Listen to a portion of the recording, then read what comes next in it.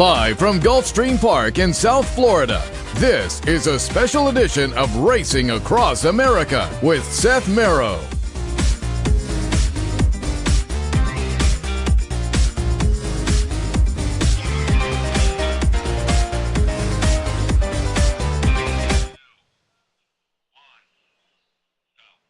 Good morning, Gulfstream Park. Happy to be here on Florida Derby Day, and we're happy to kick off the show. Speaking of Florida Derby Day, Gulfstream Park Oaks Day as well, and one of the contenders, one of the solid contenders, Coach Rocks, from our friend Roddy Valente, as well as Rick Pitino and West Point Thoroughbreds. Roddy, good morning. Good morning, Seth. Excited? Very. I imagine. And why don't we start out with Coach Rocks? We're going to pull up the Maiden Breaker back on February 14th. The guys in the studio will run that while we're talking. Coach Rocks is going to be the number 8 horse. I was handicapping earlier with Brian Nadeau, and I put Coach Rocks on top. Looking at that race, looking at the recent works, it just seems like the light bulb has turned on for her. I agree. I think I actually think that the distance helped her. The 2 turns helped her probably even more, Seth. And I think she's finally achieved what she wants to be. She wants to be a 2-turn horse. And as you could see, her workouts since the race, like you said, the light bulb did go off. And the last was her first around 2 turns. You and I were talking yesterday. And it's a little bit different than the boys going the 1.25 miles in the Derby, but it's still a concern for the fillies to stretch out to that 1.125 miles, and it's always a big question mark. You feel that the longer the distance, the better she'll be. I think from here on out, if she's fortunate enough to go forward from today's race, I think the 1.125 miles is going to be better for her, and you always look and dream for the future in this game because you never know when you're going to end up. But I think even 1.25 miles, I mean, she's a big strapping filly, and it's showing now. She's finally doing what she wants to do. And from day one, Dale said, distance is going to be her game. And we ran her 7/8 here the one time because the races didn't fill. They rode a 7/8, and we had been off for 4 or 5 weeks. So we threw her in there, and I think it sharpened her up because you've seen the way she broke going a 2 turns, so it might have helped her in disguise. And I love the name Coach Rocks. We had Terry Finley in yesterday, and he said after watching a workout, he said, hey, how can I get a piece of this horse? But you're in also, as I say, with Coach Pitino, Coach Rocks. I love the name. How did you and Rick Pitino get teamed up on this horse? Last year, it was basically at this time, Seth, when I was down here, and Dale approached me, said, I got a filly I want you to come over to the barn and look at. He bought it back. He trained the mother, and the mother is a stakes winner, and she stakes placed as well. And it's the first year for Oxbow. He said, the horse didn't sell for that much money. In this standard, it was $95,000. But getting back to how I got involved with Rick, he had called me on my way down to Florida, and he wanted me to buy into another horse that he had purchased. And quite honestly, I didn't like the horse. So I felt it was customary for me to go back and see if he wanted a piece. And I know he's got a good relationship with Dale. So he went over, looked at her, fell in love with her, and then we went 50-50. And then he sold a percentage of his half to West Point. So that's how Terry and his gang got involved, and we're glad to have him. Yeah, nice. It's going to be fun rooting for you guys this afternoon. We do the handicapping show, and always like to root for in any sport. It's fun to root for the home team, but in horse racing, you're the home team a lot of afternoons when we're doing the handicapping show. So a race like the Gulfstream Park Oaks, wish you a lot of luck this afternoon. Thank you so much, Seth. Let's go and talk about some of your other entrants. You and I were talking a little bit before we went on the air. I want to get back Stretches Stone, certainly a solid contender. In the early part of the career, a couple of wins and 4 career starts. You were ambitious enough to move into the Wood last year. Didn't have the result you wanted and been off since, but I looked on Equibase and Stretches Stone. We're going to watch an allowance optional claiming performance from last February. Number 1A, Mr. Buff will win, but there's some bumping in the stretch. Number 9, Stretches Stone gets moved up again, 2 of his 4 career wins. But as I say, I looked in Equibase, he's working, and you told me Stretches Stone on the way back. Yeah, unfortunately, I think that bumping, he came out of it with a small chip, and we had to take it out. So then we got him close to the race. I think it was almost 6-7 months ago, and he he had another on the other side. So he's a hard luck horse for us right now, to be truthful with you, Seth. Has certainly some talent, though. We'll see what happens on the way back. Another talented runner for you, and we're going to go back to the maiden special performance last November of Miss Hot Stones. She's going to be the number 13 in here. Nice career for her so far as well. 4 starts, a win, a couple of seconds, and a third. The third was in the 4th career start. It was the New York Stallion Series that came right after this maiden breaker. She's trained by Ollie Figgins, and I asked you, what's the situation with Miss Hot Stones? And you said, on the farm and on the way back at some point. She's a full sister to Stretches Stone. So that mare, she throws a runner. She's got a 2-year-old that's in training, a colt down at Croupies right now, who they told me that they like a lot. Now she'll be back in training in a month. She's down at Patty Hogan's. We just turned her out to freshen her up, and I just think she needed to mature a little bit. And you have a timetable at springtime? Or? It should be in May 1st. She'll go back in. Yeah, her and Stoney Bennett. Have to ask, of course, Bustin' Stones has turned out to be quite a nice sire, as well as the nice career he had on the racetrack for you.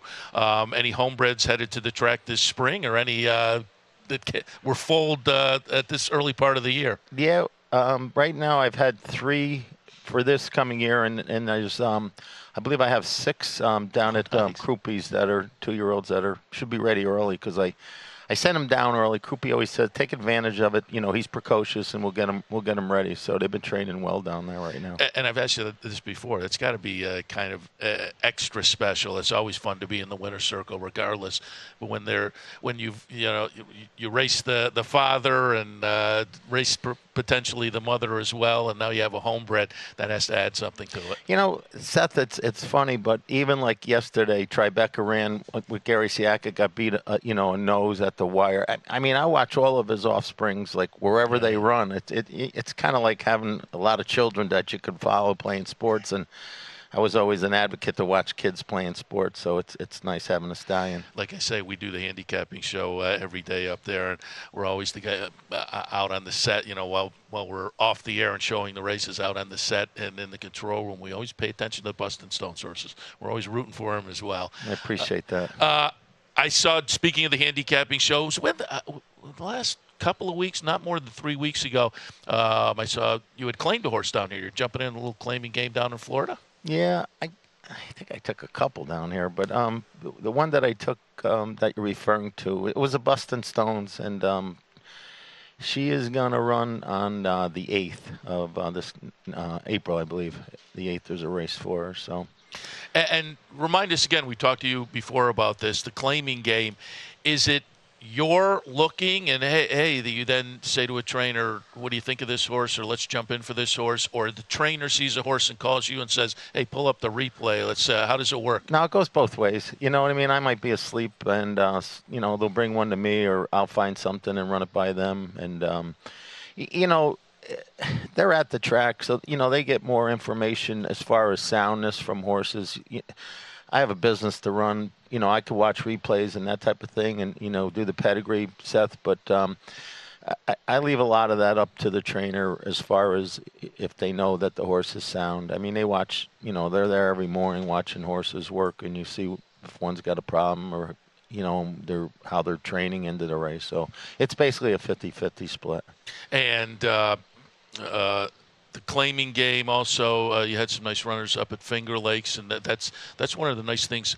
I know you've had runners out on the West Coast. That's one of the nice things about the East Coast. You have a number of different venues, and you can pick out and put horses where they probably belong. You said it best. You can classify, out west, your hands are tied where you could run out there, and we have many options here. And the one option for a New York breeder is, if you're not good enough to compete at the NYRA circuit, like as far as Belmont, Saratoga, Aqueduct, you have the Finger Lakes, and you're still getting your bonus money from the state. And, that keeps a lot of people, the breeders and the owners, in the game when you're getting that percentage back, every quarter. It's very helpful. You kind of alluded to it before, and it's worth mentioning for folks who maybe aren't familiar with the nuts and bolts of the game.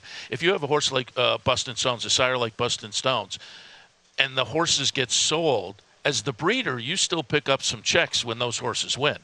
That's why I watched Tribeca run yesterday. I mean, I'm going to be live just because I stand the stallion for $6,000. And I have, no vested interest in that horse. So, and that's the same thing when you breed him. You're getting your money on top of it, on top of your purse money. So, and then if you get an open company, you're even getting another 10% on it. So, it's, I don't know, to me, I have some open horses, but I love the New York program. Even if I have to send a horse down to Kentucky to be bred, they're going to fall in New York for that reason. And that then is officially a New York bred. Yes, we actually, in partnership with Doc Alfred and Doc Belinsky, we have an American Pharaoh, who we bred to and is foaled here. But I believe we're going to sell her in the sale, the select sale, up at Saratoga. We have an Uncle Mo, so the game's changing for me. We're mixing it up a little bit more right now, and playing that hand, and it's, to me, it's great to have a homebred because you take full advantage of it when you have a New York stallion. And now, of course, again, with horses like Coach Rocks, you're playing at the highest level of the game. But your first winner, who was your first winner? My first winner? Yeah. It was Gravel King. Richie Migliori wrote it. Yeah. He tells the story better than anybody. He said it was Roddy's first winner, and then his last winner that he had won on More Stones, one of my horses, and me and Richie have a great relationship, and it's been karma for years, and he follows a lot what's going on with me now. Actually, he came out and he watched Coach Rock's work, and he said to me, he said, Roddy, she covers so much ground. For a kid that won so many races, to be that enamored by this filly, I get excited. So I guess that's probably why I'm a little bit more excited. Yeah, we got a tape piece with him coming up, and in fact, after we did that, we just talked a little Florida Derby, but after that, he was talking about Coach Rocks and said he saw the workouts and liked the horse as well. We certainly will be rooting for Coach Rocks this afternoon. I put her on top. I don't know if that's good news or bad news, but we'll see how it plays out a little bit later this afternoon. But certainly, we wish you a lot of luck in the Gulfstream Park. I always said you have a good opinion. I hope it comes through today. It's only good maybe 30 or 40% of the time. So, but hopefully that's one of them. All right. We're going to go to a tape piece with Kieran McLaughlin. He was up at Palm Meadows on Thursday. We caught up with him, talked a little bit about Enticed, certainly talked about Take Charge Paula, who is also in that Gulfstream Park Oaks. So we'll go to that. Roddy, thanks a lot. Thanks, Seth. We'll see you later on. Up next, Kieran McLaughlin. All right, Kieran, let's talk about this weekend first. Take Charge Paul in the Gulfstream Park Oaks had a 3-race win streak snapped in the Devona Dale. What was the takeaway from that race? Well, we were impressed with her going a mile for the first time. She had kind of got stopped at the half-mile pole or had some traffic and then came back on to be second. And, she ran very well. The winner was always going to win, but we were happy to be second. So we're trying her, stretching out again, a mile and 16th, 2 turns. She drew well the 3-hole. There's some speed in the race, but hopefully Jose Ortiz can work out a good trip. And they're off in the Devona Dale. Great start for Take Charge Paula, and she's moving to the center of the course and moving to the early lead. From Heaven Has My Nikki and Alter Moon together second and third. Fly So High has moved very wide on the early stages, and that's because Take Charge Paula is very wide. They're at the top of the stretch. Irad Ortiz Jr. and Heaven Has My Nikki has the lead. Take Charge Paula tries to split horses. Fly So High on the outside. Cash has no place to go. 3/16 to go. Heaven Has My Nikki tussles with Fly So High. Fly So High now gets a narrow lead. Heaven Has My Nikki not going away without a fight. She's digging in gamely. Take Charge Paula is next, and then Sultry. But in deep stretch, it's a milestone victory for Shug McGahee. Win 2,000 in the Devona Dale with Fly So High. Her only other time at 2 turns was last fall at Churchill and the Pocahontas. That was a trouble trip? Yeah, real trouble trip, and that was before we had her. So she's doing real well, and we think that she can get the 2 turns. All right, now let's catch up with Enticed. Give us a little update on him. We're at Palm Meadows right now. He was out galloping this morning. How'd he look? And there's a workout for tomorrow? Yes, he's due to work tomorrow. He galloped great this morning. He's doing very well. And he's due to fly up Wednesday to New York with Tex Sutton and run in the Wood Memorial. He's doing very well. Go back to his 4th in the Holy Bull. That was the seasonal debut. Of course, he won the Kentucky Jockey Club last year.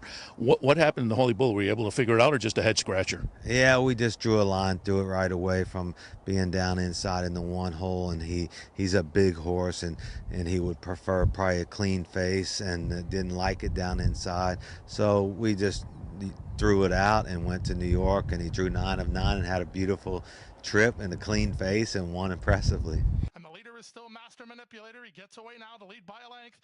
Acor's all in, Audible on the outside. Free Drop Billy begins to move. Tiz Mischief tries to follow him. At the inside, Enticed will need a way through. Pony Up is wide on the course with Bandito, and Tip Sheet is still the trailer as they run around the far turn. Up to take the lead, it's Audible. In front by an egg. Free Drop Billy looms up alongside second. 2.5 back to Tiz Mischief, who rallies into third. Enticed is back to fourth. Back to fifth is Master Manipulator. With less than a quarter of a mile to go, they run to the first finish line. Big time confrontation. Audible on the inside turns away the challenger Free Drop Billy, and he now has 3 on the rest of the field. Inside the final furlong, no confrontation at all. Audible kicks away. It's Audible and jockey Javier Castellano to win the Holy Bull with style. They win it by 5. Free Drop Billy well clear for second, ahead of his barn buddy Tiz Mischief third. Fourth was Enticed in 141 and 4. So the game plan is the Wood, and then you and I were talking before we went on air. You'd like to get him back here for weather training up to the Kentucky Derby. Maybe. We'll just see how the weather looks in New York and at Churchill.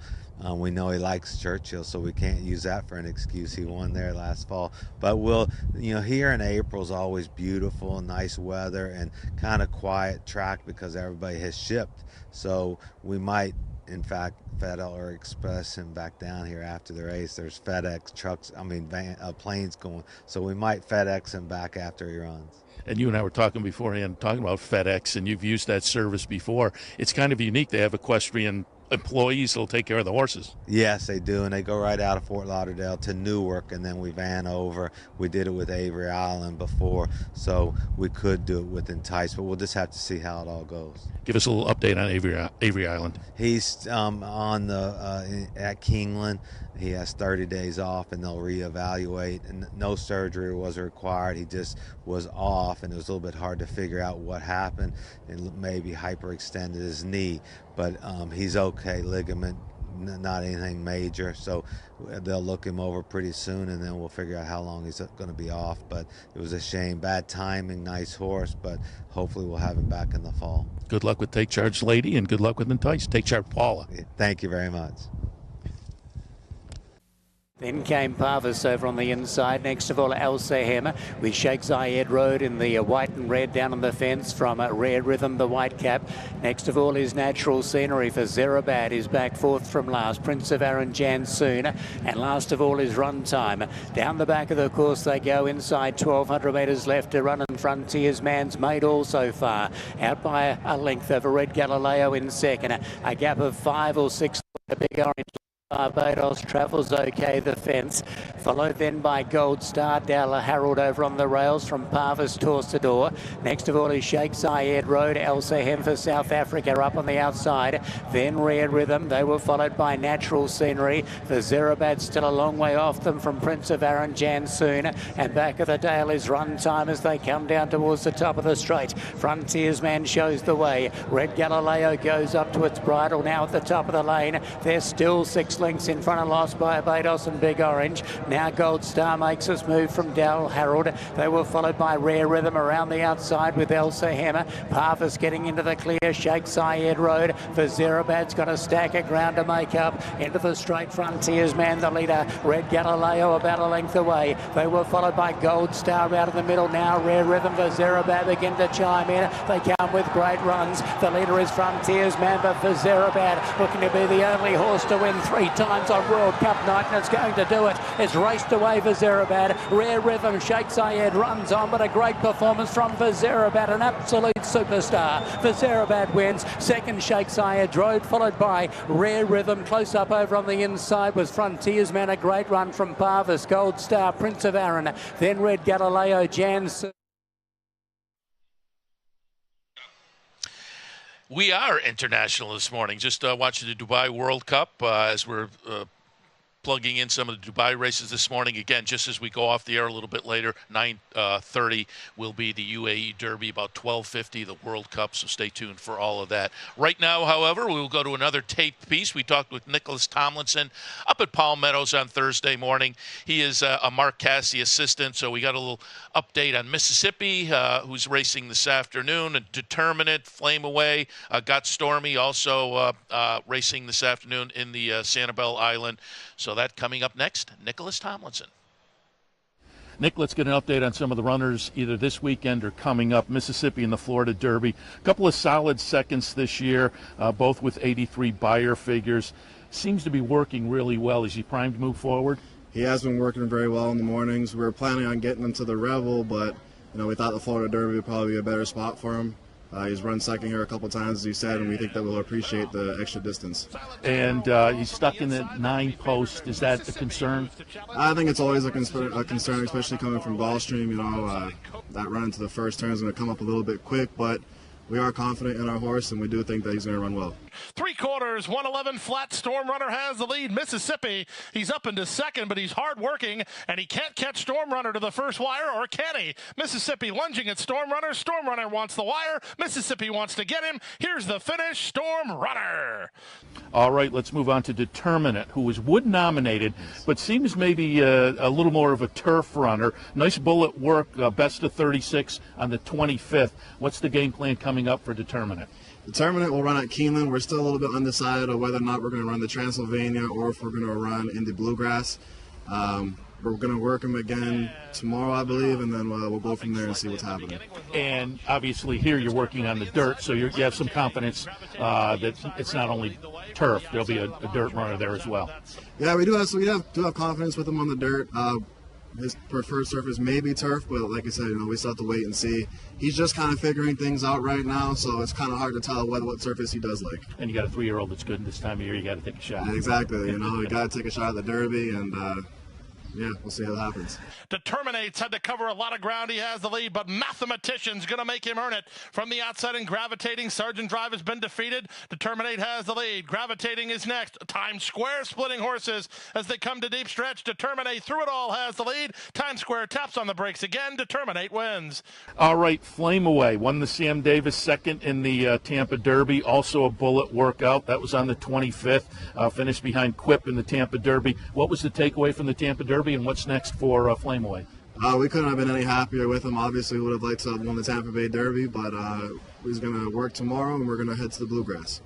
All right, let's catch up with Get Stormy. She'll be in the Sanibel Island on Saturday. That's for 3-year-old fillies on the turf. Broker Maiden in her 3rd career start. That was the first for the Cassie Barn. A couple of bullet workouts coming into this. Give us a little expectation for Get Stormy on Saturday. Well, we do believe that she is going to run well. She has been working very well coming into this. We had the option of going to Keeneland and running her in the Appalachian or running her here, and we are going to run her here. Good luck on Saturday. Thank you. We appreciate it.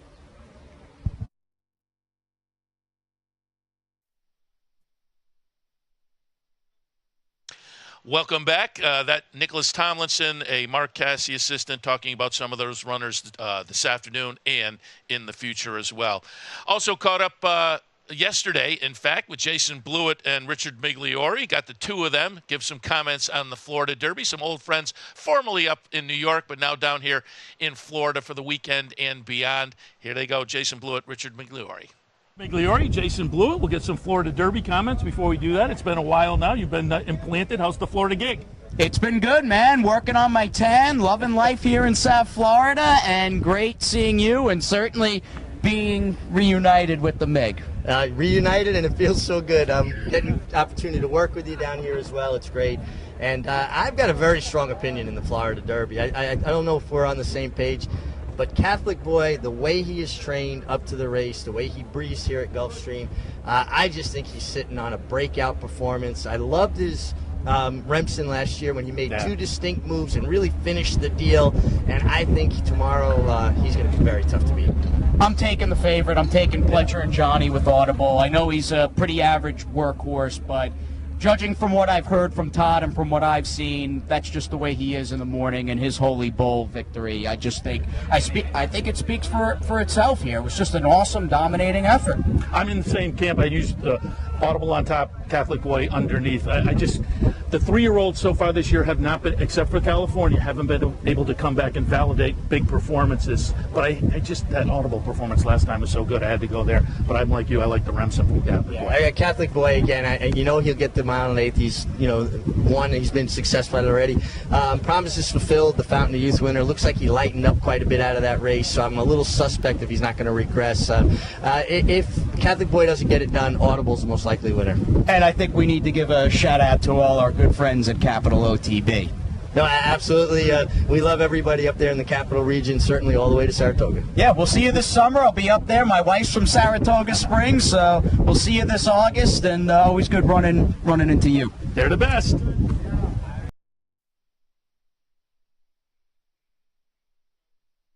Welcome back, live from the Gulfstream paddock. Seth Merrow here on this Florida Derby day, and to my left, Mike Welch. We see him all summer long on the backstretch with us up at Saratoga as he spends the summer up there. But the real gig down here in Florida for the Daily Racing Form. Mike, good morning. Good morning. And it's been a fun, certainly championship meet down here. Kicked off with the Claiming Crown. I had Bill Badgerton yesterday. You know, I said that Classico del Caribe day. That was a fun day. It really was. I mean, I went out and watched the final race from the winner's circle, and I remember looking around at the grandstand, and it looked like the Kentucky Derby. I mean, it was packed. There wasn't an inch of room anywhere.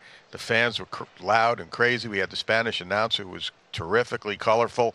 Yeah, it was quite a show. And it was exciting. And I guess they're going to have it back next year, especially off of that. It brought a lot of people into the track, new people that, otherwise might not be here, and maybe a few come back, and that's kind of one of the goals of racing these days, try to get new people. That is the game plan. As I say, it was a lot of fun. We were doing the handicapping show up in Albany that day and kind of watching and rooting along. And I was skeptical, but everything worked out pretty well. Yeah, it was fun as the day went along. So Claiming Crown that day and Pegasus Day with Gunrunner, that was certainly impressive. Yeah, having him here and watching his final race was a lot of fun. And, it wasn't a great betting race because of his presence as an odds-on favorite. But see him one more time after, watching him win the Breeders' Cup Classic like that and being named Horse of the Year a few days before. So that was terrific, too. And speaking of betting, today Rainbow Six with the mandatory payout, expecting $15 million maybe in the pool today. Added to the pool. Yeah. I think they're going to get over 20 before the smoke clears here. And you and I were talking before we went on the air. It's a tough sequence. It's very tough. It's very tough, and you do have some stakes races in it, which should make it a little easier than the normal force-out days when they have a lot of those big fields of claiming races and just impossible races on the turf. And we have a couple of those in this sequence anyway, but it's a little more manageable than those, but still daunting for sure. All right, let's talk about some of the stakes action, and let's kick things off talking about the Florida Derby, the highlight of the day, the highlight of the meet. Grade 1 event, $1.1 million up for grabs as these horses step out to 9 furlongs. We talked a little bit earlier on the handicapping show. I have Audible over Catholic Boy, and then I went back to the 1-2 finishers in the Fountain of Youth, Promises Fulfilled. I didn't know what to do with that Fountain of Youth race necessarily. I think I could go either way on Promises Fulfilled and Strike Power. But when I look for alternatives, Hofburg's maybe a little bit interesting. Mississippi, certainly from Mark Tassi. I could have gone in that direction. But on my Rainbow Six ticket that I talked about earlier, my top two are going to be the two I use in here. I put Audible on top off of that Holy Bull performance. The 3-year-old trail this year, it's been tough for horses to back up big performances, however. But Catholic Boy, I was up and saw him win the Remsen. I think he may benefit from the Sam Davis and move forward. So I had Audible over Catholic Boy. What are your thoughts on the Derby? Well, I tried to beat Audible, and for a couple of reasons. The one most noteworthy, I just don't like the way he's working. Just watching the tapes of his work. Now, Todd says that's just him. Not so sure that his works before the Holy Bull were what we're seeing right now. I really didn't like his last work at all. It's just hard for me to take a horse that was struggling that much in the morning. I know the track was a little deep and cuppy up there that morning. Vino Rosso was heading up your way for the wood, handled him quite easily. Plus he did get a perfect trip against a lesser field in the Holy Bull. From post position 8 today, Johnny's going to really work to get good position, the same kind of position he had last time. So, with those two question marks, the fact that he's probably going to be favored here, he may not be 9-5 though, because there is enough negative talk about his workout stuff, I guess, that maybe he's going to sneak off a 2-1 or 5-2, and he wins and pays $7-8. You're going to say, well, how do I not have him? I do like Catholic Boy. I've always liked Catholic Boy. He was one of my top work horses at the Breeders' Cup last fall. He ran on the turf. He did not get a great trip that day. Wasn't beat that far. Came right back out of that to win the Remsen, which was at 1 1/8 miles, which is the same as this race. Yeah. So we know he can get the distance. He looked terrific working here again earlier this week or last weekend. My only concern is his running style on this racetrack. We know horses don't make up a lot of ground at Gulfstream Park, and today will probably be no exception to that rule. He's in post 6. Irad is going to have to, work out some position himself. If he falls back 6-7 lengths off it and is 3-4 wide early, he's going to be in big trouble. I thought he was against the grain of the track in the Sam Davis with the wide trip. I agree he should move forward off of that. So, if he can just work out some early position, I think he's sitting on a big race. So I did pick Catholic Boy. My second pick was Storm Runner. I loved Storm Runner going into the Fountain of Youth. Didn't love him, but I liked him a lot. Yeah. He was training terrific, and he got one of the most ridiculous trips I've ever seen, so I'm just putting a line through that. He's working well again, and he's going to be a huge price, and he hopefully will be able to sit off the speed today and wait instead of sitting off the speed rankly and then trying to rush up along the rail and check back at the 5/8 pole, which, eliminated him completely. So he's definitely my price play. It'll be interesting to see what happens going into the first turn with Strike Power and Promises Fulfilled, and a lot of this race could be decided right there. It didn't work out for Strike Power to chase Promises Fulfilled last time, so maybe Mark Hennig's going to think if I can get the jump on him and make him chase me, I have a better chance of at least beating him this time, and maybe over this kind of a racetrack, which we know favors speed, maybe he can go all the way. He's going to leave out of there. Whether he's going to commit to the lead, I'm not sure. And I know Dale Roman said they're committing to the lead with Promises Fulfilled. So what happens in the run to the first turn? Do you have a speed duel?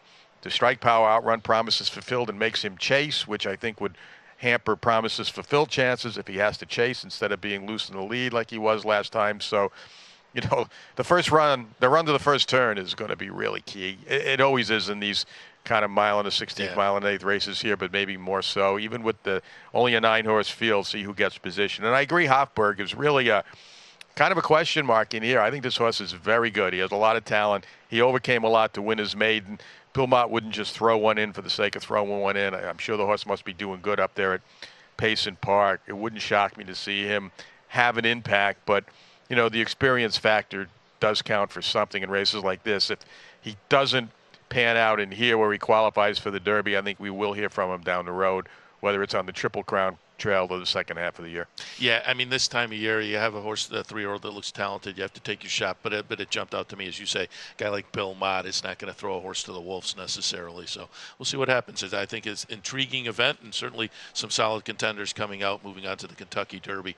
A little earlier on the card, speaking of the Kentucky Derby, the Gulfstream Park Mile, I wanted to get your opinion on the seasonal debut and the 4-year-old debut of last year's Derby winner, Always Dreaming. I put the horse underneath. I thought Irish War Cry might move forward from that second in the Howell's Hope last time. So I had Irish War Cry over Always Dreaming over Tommy Macho. But what were your thoughts on the return of Always Dreaming in the Gulfstream? He's got to show me he's back to where he was last year. Look, he has a few things going for him. We know he likes this racetrack. That's one of the main things. And obviously is the reigning Derby, Florida Derby and Kentucky Derby champ.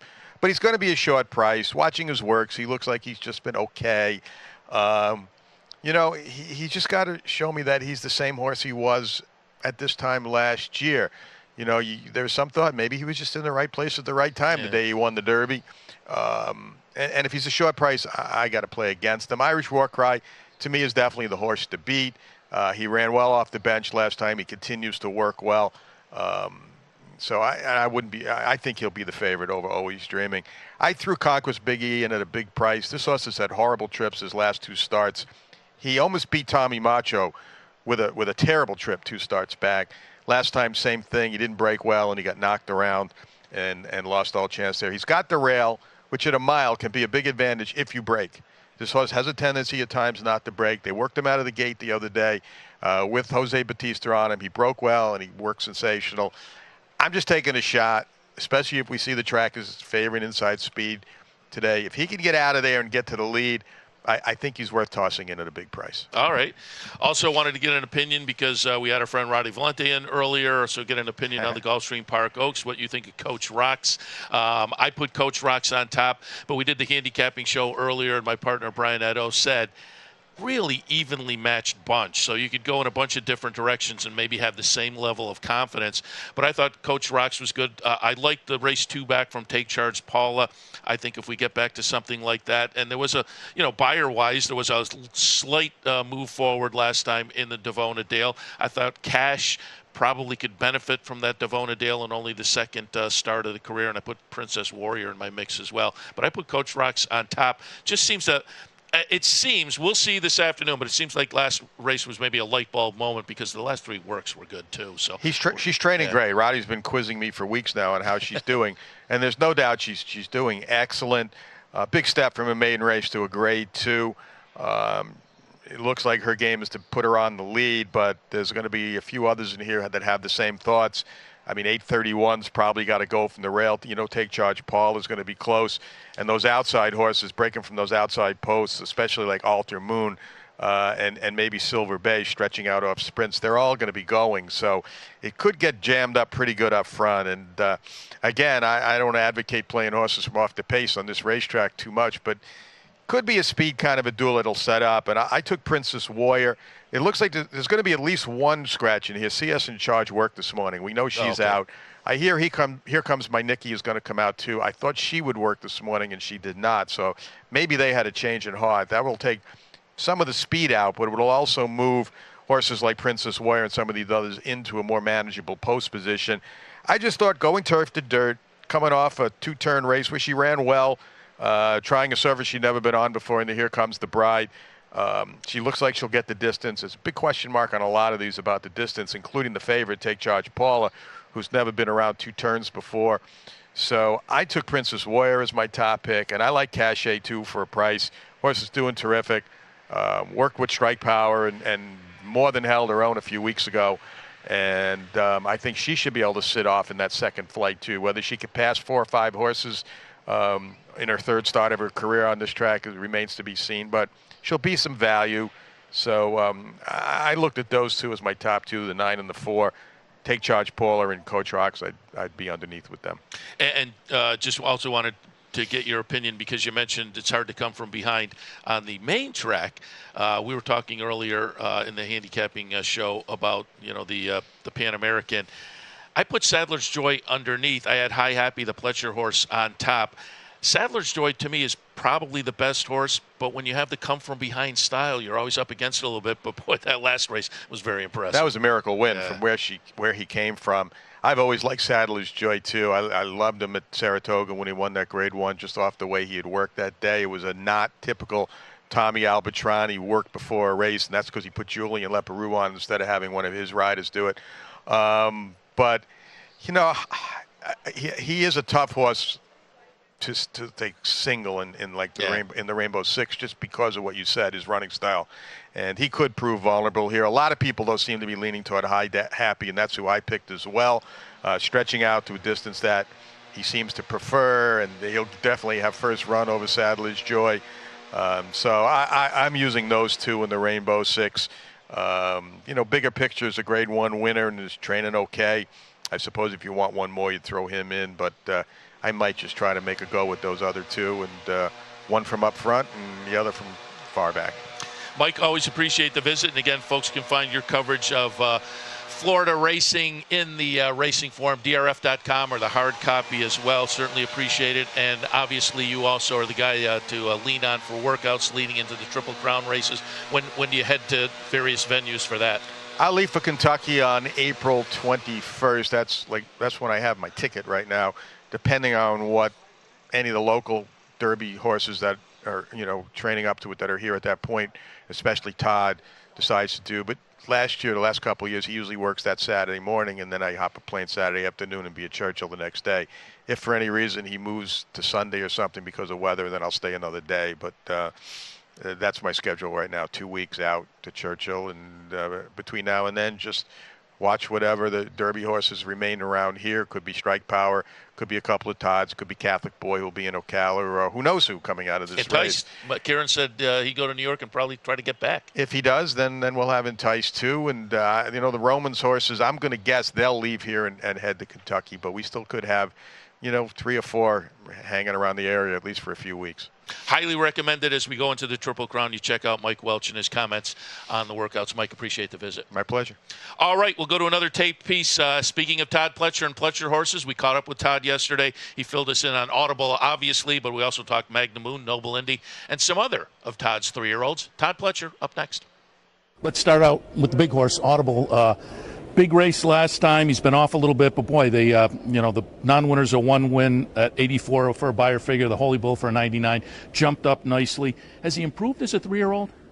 Well, I think that, the Holy Bull was definitely a big move forward, and I love the way he finished the race, the way he accelerated down the lane.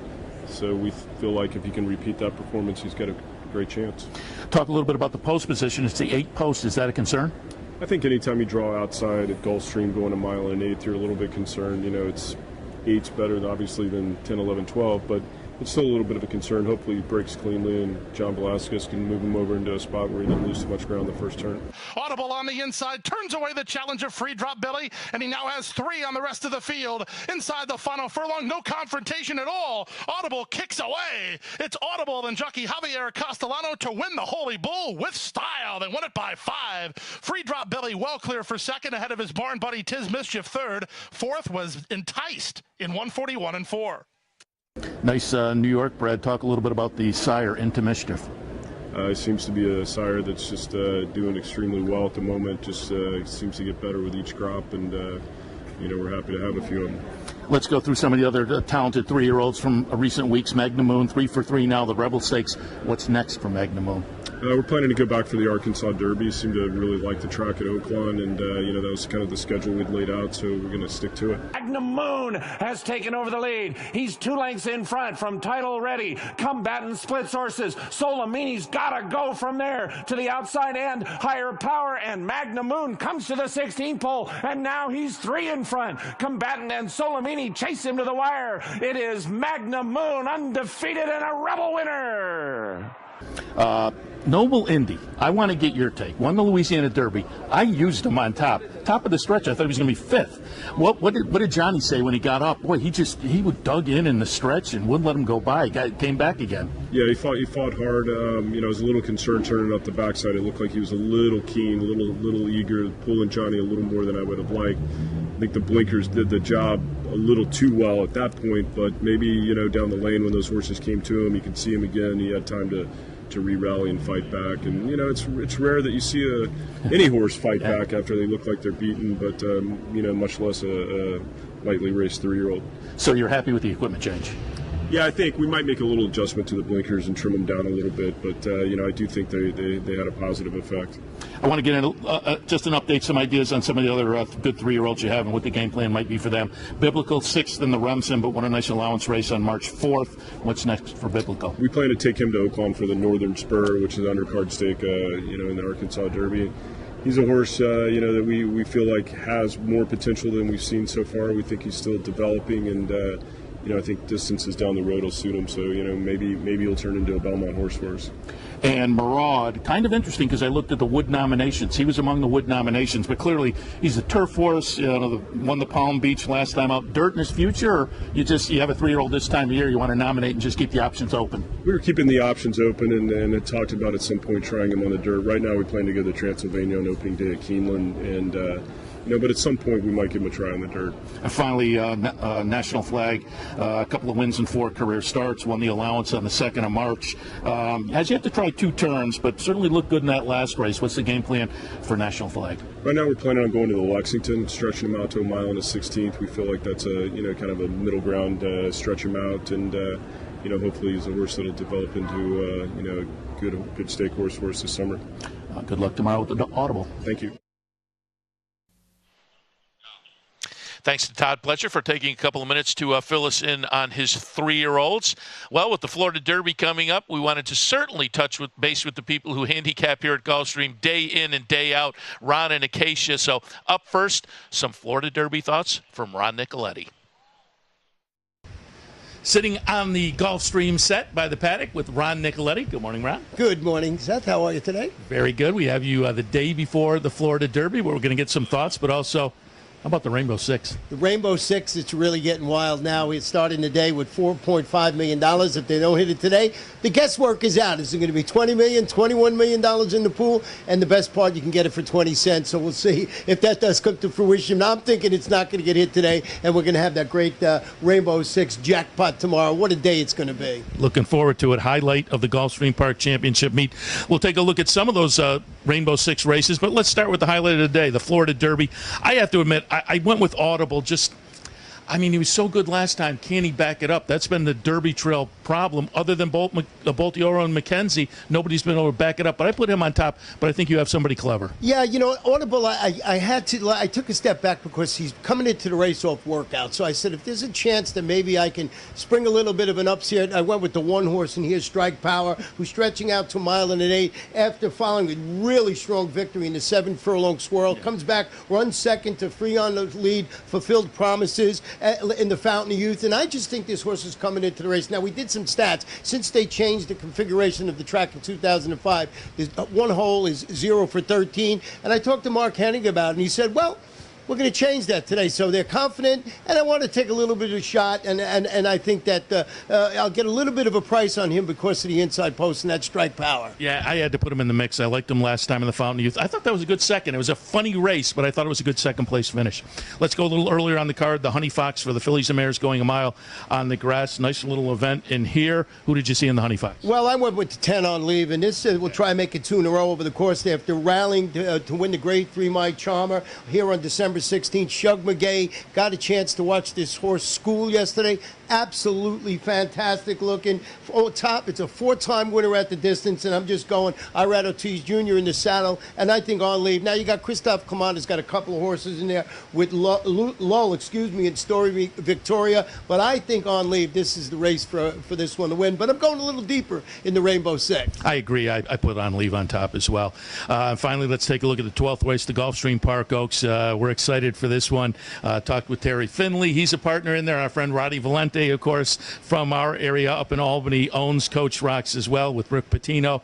I put Coach Rocks on top, but I think Take Charge Paula for Kieran is going to be very tough. I think it's a competitive race. Who'd you like in the Oaks? Well, if you look at my paper here, because I get the writing real big, you'll see that Coach Rocks is on top of my ticket, stepping up to face Grade 2 competition. Got that win at the distance. Very impressive. Look at the workout pattern. 59-4, 59-2. This horse's whistle. They're putting on the lead, and I think maybe he springs the upset. But here's the thing. I don't know how much of an upset it's going to be anymore. You mentioned Take Charge Paula. Take Charge Paula, very nice. The class of the field. I'm not convinced she can get the mile in the 16th. Thus, Coach Rocks going to the lead. See if we can get it for our buddy Roddy. Ron, always great to talk to you. Good luck tomorrow. Thank you. Caught up with Ron right here on the TV set, but we also caught up with Acacia right behind us in the paddock yesterday. Up next, Acacia Courtney.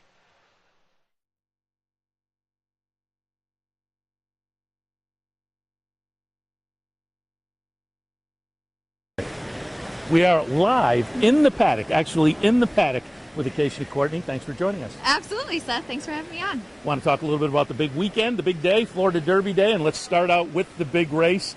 Talked with Ron earlier, and we were kind of matching wits, and I said, I went with Audible. I just, it was such a big event last time. Can he put 2 together? That's what's been happening on the Derby Trail. It's been hard for horses to put 2 together.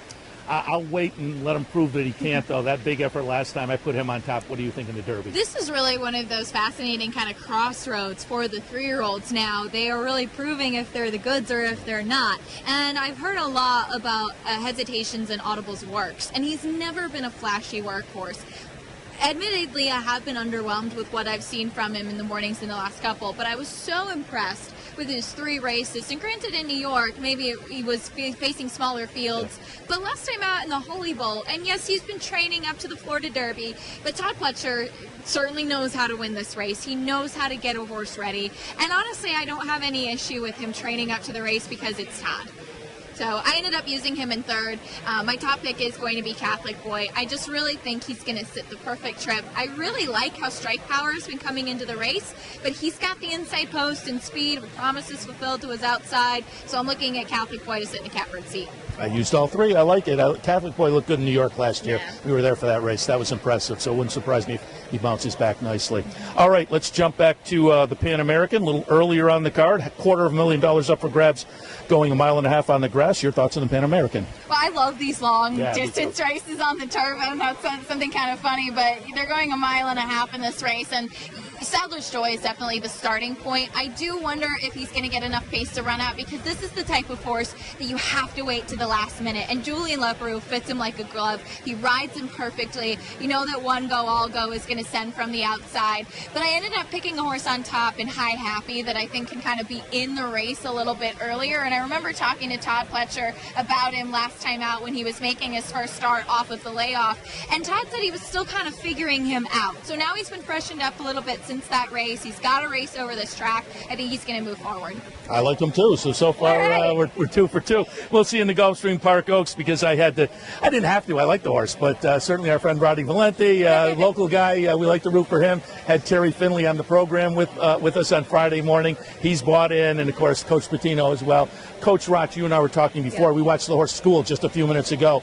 And it just seems like the light bulb went on for Coach Roch, and the workouts have been phenomenal recently. But your thoughts in the Oaks? Well, I actually got to speak to trainer Dale Romans about her this morning, and he was telling me that stretch out in distance was really what prompted that light bulb to switch on. He's actually going to scratch his other entrant, CS in Charge. She's not going to run. So that means Coach Roch is the only filly in the race with a win at this distance, and a win over this track going the 2 turns. I know that she's got to step up in here today, but I do think off of that victory and just her running style, physically, the way she's coming into the race, I really like her in here. Very good. So we're 3 for 3. I like it. And if I heard the pregame show this morning correctly, you had both the pick 5 and the rainbow yesterday? I did. I hit the pick 5 for about 400, and then the rainbow 6 paid about 466. So we'll hopefully keep that momentum going. Yeah, you're flush to play the carryover. Yes, I definitely have to will that back in. Oh, absolutely. Mandatory payout. They're expecting about $20 million on Saturday. That's what I need. I needed a couple of $400 hits to put together the ticket to chase that. But good luck, and appreciate the time. Absolutely. Thanks very much. Seth Merrow live from Gulfstream Park in our last segment. We're going to wrap things up here. First, I want to thank our friends at Gulfstream for events at Capital OTB, but B, their hospitality for our trip down here. Every time we come down, we have a great time. Certainly want to thank the folks on the TV crew, Ben and Dennis, our camera guy, who next year we're going to have you up here handicapping, because Dennis, he hits the pick 6 a couple of days ago with a $4.80 ticket, hits the rainbow. Obviously fun to be on the set with folks like this. And again, thanks to Ben, Dennis, the TV crew down here, Dave Joseph over in the press office, folks up the corporate chain here, Stronach Group and Gulfstream, Bill Badgett, PJ Campo, Tim Rifo. Again, thanks a lot for the hospitality here at Gulfstream Park. We had another great time. Up at Capital OTB, certainly have to tip our cap that we get sent to places like this to do live programming that we hope you appreciate. President John Signor, Vice President Bob Dance, thanks to them. On the TV side, Mick Richards was down here with me taping the pieces. Certainly appreciate all of his work. And up in the studio, Brian Dorenzo, Dan Hayes, and Dino Cantonacci. So again, great work by the crew. They make it look they make it easy for me. I just have to sit out here and look good. And I barely pull off. All right, we're going to wrap things up for our live programming here at Gulfstream. Hopefully you appreciated it. We will do some live call-ins this afternoon to update you on all the action here at Gulfstream Park on Florida Derby Day. Live from Gulfstream Park. It's going to be a great day. Jump in. Put together a Rainbow 6 ticket. There's going to be big money in the pool for a mandatory payout over the next couple hours. Enjoy all the action from Dubai. I'm going to wrap things up, and we will go live to Dubai, in fact, for the UAE Derby. Again, thanks for tuning in. Goodbye from Gulf. Slowly out. Mendelssohn flew out of the gates and being ridden up to the lead, and will try and cross Raya as they